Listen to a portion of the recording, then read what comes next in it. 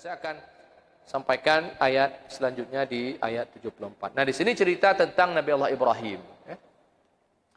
Nah, saya kira ayat ini Allah sampaikan di sini. Ini kan kaitannya dengan dakwah yang dilancarkan oleh Rasulullah Sallallahu Alaihi Wasallam. Dan bagaimana respon orang Mekah pada waktu itu terhadap dakwah Rasulullah Sallallahu Alaihi Wasallam.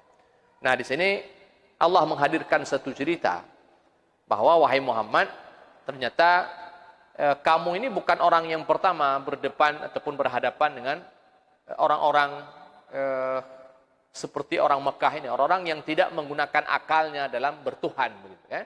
Jadi pegahnya, jadi karena tidak mungkin orang yang menggunakan akal lalu kemudian dalam bertuhan mereka ini menyembah berhala. Nah, tapi ternyata kasus yang dihadapi oleh Nabi itu sebenarnya sejarah yang berulang begitu. Jadi bukan cuma Nabi yang menghadapi yang seperti itu, tapi ternyata nabi-nabi sebelumnya, bahkan Nabi Allah Ibrahim yang saya kira ini seorang nabi yang cukup terkenal bagi diri Rasulullah sallallahu alaihi wasallam. Bahkan beliau kalau diurut itu keturunannya daripada Ibrahim, daripada anaknya Ismail. Gitu. Ya. Orang yang membangun kota Mekah, orang yang membangun Ka'bah. Jadi satu sosok memang yang cukup dekat dengan pengetahuan Nabi Allah Muhammad sallallahu alaihi wasallam. Jadi sosok yang cukup akrab dengan Mekah itu sendiri. Dan tidak mustahil juga bahwa bila jadi Ibrahim juga pernah menghadapi orang Mekah dahulunya. Walaupun cerita yang Allah sebutkan di ayat 74 ini adalah cerita ketika beliau di Babilonia. Tapi Ibrahim kita tahu ceritanya beliau pernah pergi ke Mekah. Dan di sana ketika beliau mengunjungi anaknya Ismail, dan di sana kemudian beliau pada akhirnya membangun Ka'bah. Gitu ya. Nah, jadi orang yang dekat dengan sejarah Nabi itu sendiri, dengan sejarah kota Mekah. Jadi Allah hadirkan cerita ini. Nah, cerita-cerita begini biasanya ini membuat Nabi itu menjadi lebih kuat dalam menghadapi masyarakat Mekah. Jadi artinya ternyata Nabi itu merasa saya ini bukan orang yang pertama. Jadi saya ini kalau beliau merasakan diri hari ini saya korban dakwah ini daripada masyarakat Quraisy, ternyata beliau bukan orang yang pertama sekali menjadi korban di jalan dakwah. Jadi beliau bukan orang yang pertama tumbal di jalan dakwah ini, ternyata masih ada yang lain. Dan tidak tanggung-tanggung Nabi sekalipun Ibrahim pun pernah menghadapi orang-orang yang dungu-dungu, kalau boleh kita katakan dalam bahasa yang cukup ekstrim gitu kan. Orang-orang yang tidak menggunakan akal dalam masalah ketuhanan.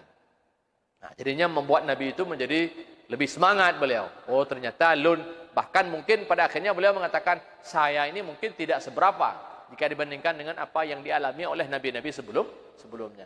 Dan betul saja apa yang dialami oleh Ibrahim dengan masyarakatnya di Babylon itu lebih buruk daripada apa yang dialami oleh Rasulullah SAW dengan masyarakatnya di Mekah. Nabi kita itu kan hanya terusir, Pak. Ibrahim pada akhirnya terusir dari Babylon. Tetapi sebelum terusir, Nabi itu sempat dipanggang dulu oleh Namrud di dalam kobaran api yang besar. Walaupun pada akhirnya Allah selamatkan beliau. Tapi kena pegah apa? Mereka itu sempat memperlakukan Ibrahim itu lebih buruk daripada memperlakukan Rasulullah Sallallahu Alaihi Wasallam. Jadi beliau itu pernah dihukum bakar gitu. Dan Nabi kita tidak. Walaupun pada akhirnya dua-dua itu terusir. Ibrahim terusir daripada Babylon, dan Nabi kita juga terusir daripada Mekah. Nah, tapi perlu diingat, keterusiran Nabi dari Mekah, beliau nanti dikembalikan oleh Allah ke Mekah. Dan itu tidak terjadi pada Ibrahim. Nah, Ibrahim ketika meninggalkan Babylon, selesai sudah. Ibrahim tidak lagi kembali kepada Babylon. Babylon itu tidak menjadi wilayah taklukan Ibrahim nanti.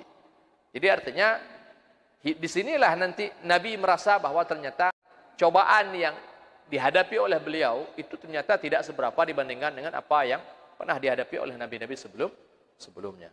Ya. Nah, jadi nabinya kuat dengan cerita-cerita seperti ini. Nah, ini salah satu fungsi cerita dalam Al-Quran. Jadi menguatkan dan meneguhkan hati Nabi dan para sahabat.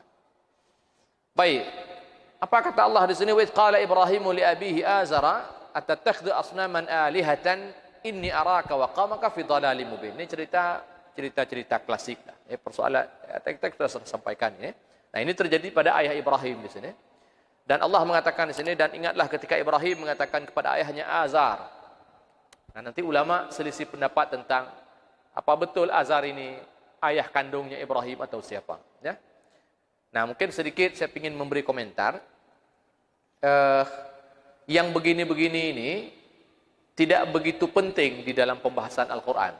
Apakah Azar itu jadi ayah kandungnya Ibrahim, pamannya Ibrahim, itu tidak begitu penting. Jadi yang pentingnya di sini adalah terserah apakah dia ini paman atau dia ini ayah.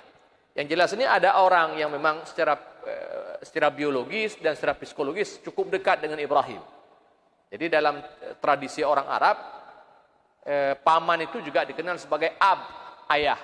Ya, kenapa? Karena itu adik ayah, ya, saudara ayah, gitu kan? Saudara ayah, ya, saudara ayah, adik atau abang ayah. Jadi orang Arab mengenalnya sebagai bapak juga, ya. Jadi ikut ayah, ataupun kakek juga itu dikenal dengan ayah. Kalau dalam tradisi masyarakat Arab. Yang jelas ini ada orang yang secara biologis dan psikologis itu cukup dekat dengan Ibrahim. Namanya Azar. Jadi nanti dalam ceritanya, ya, Ibrahim ini bertemu dengan ayahnya di akhirat besok. Ya, Ibrahim bertemu dengan ayahnya di sana, dan hadis ini menjadi dalil bagi sejumlah para ulama yang mengatakan bahwa Azar ini sesungguhnya bapa kandungnya Ibrahim. Dalam satu hadis disebutkan anna Ibrahim yalqa abahu Azar, ya. Jadi yalqi abahu Azar yaumul qiyamah fayaqulu lahu abuh. Jadi nanti pada hari kiamat Ibrahim ini bertemu dengan ayahnya Azar, dan nanti ayahnya bilang ke Ibrahim, ya bani, ya, atau ya bunai, ya, bukan ya bani, ya bunai. Bunai ini ungkapan kepada anak. Jadi seperti Ibrahim mengatakan kepada anaknya ya bunai. Apa Ibrahim kepada Ismail apa? Ya? Hah? Ya bunai tak? Hah? Dah bukan. Apa Ibrahim kepada anaknya Ismail? Ya bunaya inni adbahuka. Inni ara fil man anni adbahuka. Ya. Wahai anakku, aku melihat di dalam tidurku aku menyembelihmu. Jadi kalimat bunai ini kalimat tasghir daripada bani. Jadi untuk anak kecil itu dipanggil ya bunai. Nah, ini kalimat manja lah, kan? Nah, ayahnya Ibrahim mengatakan ya bunai, al-yawma la a'sik. Nah, hari ini aku tidak akan bermaksiat kepadamu. Artinya aku akan patuh kepadamu pada hari ini. Itu pada hari kiamat.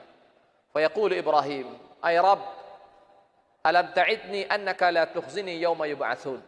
Nah, jadi Allah itu pernah menjanjikan kepada Ibrahim bahwa dia tidak akan membuat Ibrahim itu tersakiti perasaannya nanti pada hari kiamat, gitu ya.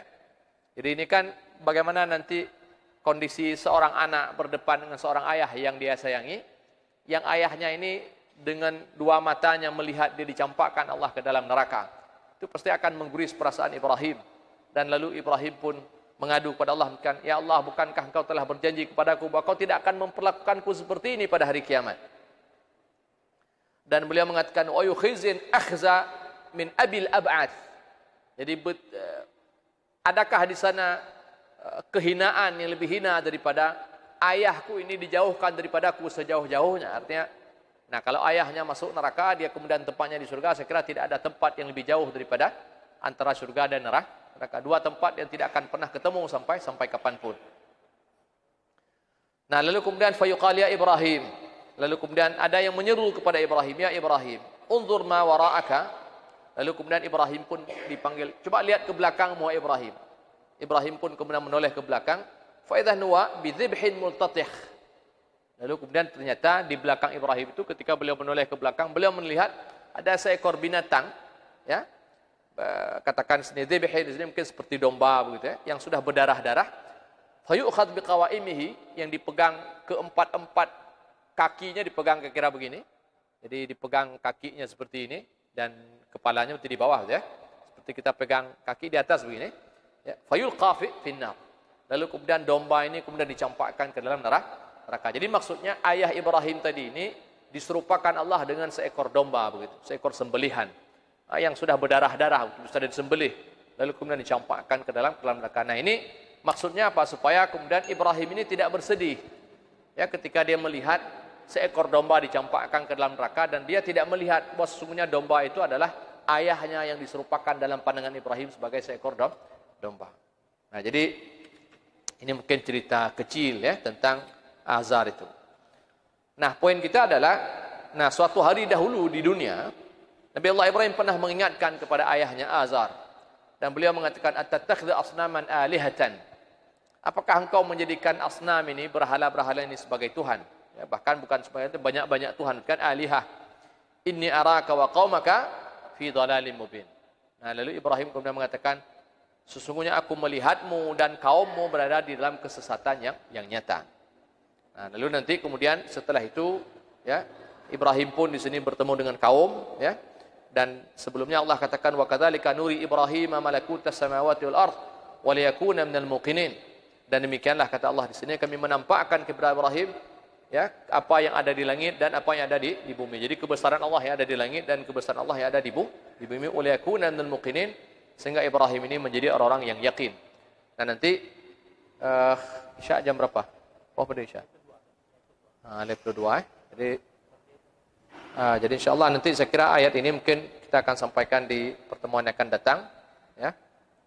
Nah, intinya di sini yang pertama sekali saya ingin buat konklusi sederhana bahwa Ibrahim di sini pertama menyebutkan bahwa apa yang terjadi pada ayahnya itu dalal, ya, itu kesesatan, ya. Dan kesesatan ini bukan kesesatan apa, tapi ini persoalan logika yang tidak berfungsi, ya. Nanti insyaAllah di pertemuan yang akan datang kita akan lanjutkan ayat ini karena waktu kita sudah Isya. Ya, saya tidak mungkin menjelaskan ini, takut terputus di tengah penjelasan nanti. Saya kira demikian dulu. Yang mudah-mudahan ada faedah dan manfaat. Hadanallahu ajma'in. Subhanakallahumma bihamdika asyhadu an la ilaha illa anta astaghfiruka wa atubu ilaik. Assalamualaikum warahmatullahi wabarakatuh.